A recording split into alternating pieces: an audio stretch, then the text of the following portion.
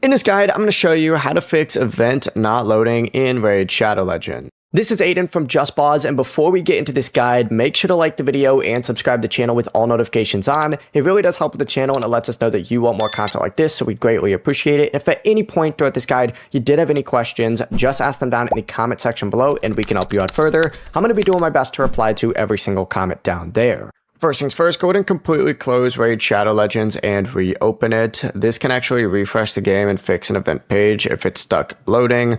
Also, go ahead and check your internet connection and try switching between Wi-Fi and mobile data, or restart your router if your connection is unstable. While you're at it, make sure Raid Shadow Legends is updated to the latest version from the Google Play Store and the App Store, or even Plarium Play. On Android, you can go into your settings, apps, Raid Shadow Legends, and clear the cache, which we have a full video breaking down. On PC, you could also reset your cache through Plarium Play, which once again, we have a full video breaking down. But after that, if you're still having any issues, restart your device and check this events tab again.